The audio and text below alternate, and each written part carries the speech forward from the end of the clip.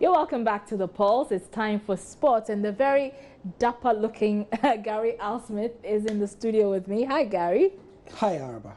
Are you going for a wedding or something? I really wish I were looking as dapper as you are.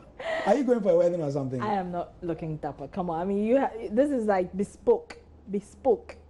And Kaza. If you don't know what bespoke is, you have to get your dictionary and find out. Anyway. It means looking really, really dapper and really good. But anyway, let's talk about sports. And I understand that the shortlist for, the African Player of the Year is out.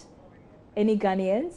Yes. The headline news is that this year, Andre Ayew did not make it. Oh. Yes. So we'll explain why the O is behind that one as well. So we'll do all the explaining. Okay, take it away, Gary. Thank you, Araba, and thank you for joining us on the Sports on Pulse. I am Gary Al Smith. Interestingly, so normally in the past couple of years, we're used to seeing Asamoah Gyan and Andre Ayew in there. But we all know that Asamoah Gyan has been injured a lot in the past 2 years, leaving Andre Ayew as probably the name who normally would have been there. However, he did not make it. He's been snapped in the African Player of the Year award shortlist. We'll take you through the list. It is on your screen. From left, Egyptian Mohamed Salah for AS Roma, Islam Slimani of Algeria and Leicester City, Pierre-Emerick Aubameyang of Gabon and Dortmund, Riyad Mahrez of Algeria and Leicester City, and Sadio Mane of Senegal and Liverpool. So, joining me to discuss the short list is my colleague Benedict Owusu, who is joining me via the Joy Newsroom and here in Accra. Benedict, thank you very much for joining us.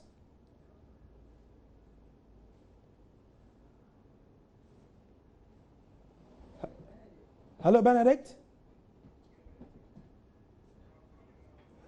Okay, so we'll get Benedict in a bit, but as you know, there are two major awards when it comes to African football: the BBC African Footballer of the Year Awards and also the main CAF Award. Now, the interesting bit about this year's BBC and CAF ones, we will speak to Benedict about the differences. Benedict, now, first question I would ask you is that Andre Ayew made the BBC shortlist. He did not make the CAF one. What do you make of it?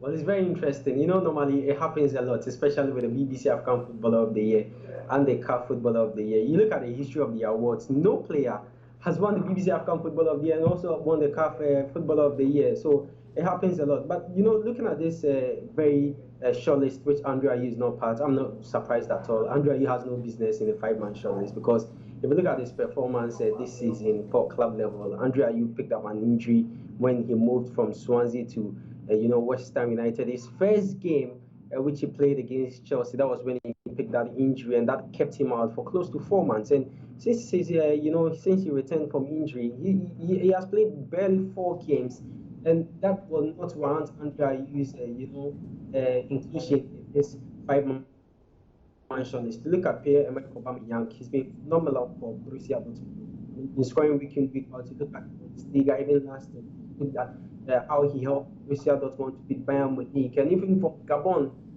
You remember how they even qualified for the Africa Nations, and you know how well he played for them. And Riyad Mahrez for Leicester City, obviously. I mean, nobody's stand in Premier League for Leicester, helping Leicester City to win that English Premier League title last season was phenomenal. And also for Algeria. Well, we don't know him that much in Algeria, but when it comes to club football, Riyad Mahrez is one to watch out, and he's done so well for his side. Sadio Mane, I mean, there is no need to even talk about Sadio Mane. You watch him week out for Liverpool, and he's on blistering form for the side. Also in Senegal, they became the first team to qualify for the Africa Cup of Nations with 100% record, and Sadio Mane played a pivotal role in that setup. And for Mohamed Salah, he's the main man when we were going to play Egypt. Everybody was asking about, everybody was talking about, probably, I mean, because of his performance for his club in Italy. So many people know what he has also done for club side and country. Islam Slimani is one great player as well. He played for Algeria and also now with Leicester City. So you look at a five-man short list, Gary, to be very sincere, one would say that yes, I'm a Ghanaian and I would have loved for Andre Ayew to be in. place. And he has no business. Right. And I'd like to pick on that point because he said he has no business there. Why then did he make the BBC shortlist? Because as we know, the BBC shortlist is, the shortlist itself is not voted for by fans, is the award in the end that is voted for by fans on the internet and via mobile and all that. But the BBC award is chosen by a panel of African football journalists who are supposed to be experienced and to know everything that you have said. Why then will they vote and add Andre Ayew into that short list? Doesn't it damage the credibility of the BBC version? You know the difference? The difference is that this very one is decided by vote for members of CAF Media Committee and also CAF Technical and Development Committee, as well as some other journalists. And as you rightly noted, the BBC African Footballer of the Year is not from the CAF Media Committee or CAF Technical and Development. But surely it's the same facts on the table for both award panels. These are different. We are talking of different set of people looking at these players, what they've done on the continent and also for their club level. You must also take that into consideration. But the facts are the same. Andre didn't do anything from September to September.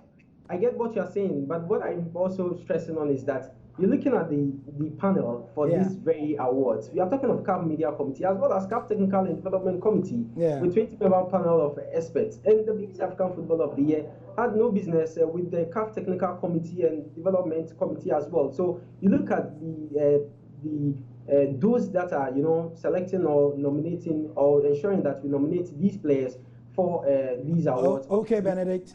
We have to wrap up. Let me just ask you quickly. This one is not voted for by fans. We expect experts like yourself and many others from around the continent to be voting it. Who do you think deserves this year's African Footballer of the Year award? Very difficult, because of what Pierre-Emerick Aubameyang, who won it the last time, has done for his club level and also for his country, as well as Riyad Mahrez. I see between Emerick Aubameyang and Riyad Mahrez, one winning this. One of those two indeed. So between now and the awards date in January, early January, there's a lot. Yeah, January 5 in Abuja, in Lagos or Abuja, one of the venues. It's going to be up to the voters to be able to make sure that they give the award to the deserving nominee. Good luck to all of them, and may the best man win. For us here, we'll be bringing you all the updates on what they are up to, and well, hopefully next year a Ghanaian will be in there. I'm Gary Al Smith. That's the sport for now. Follow us more on social media, on Twitter at Joy Sports GH, on Facebook.com/Joy Sports, and also on the sports page of myjoyonline.com. We'll see you later.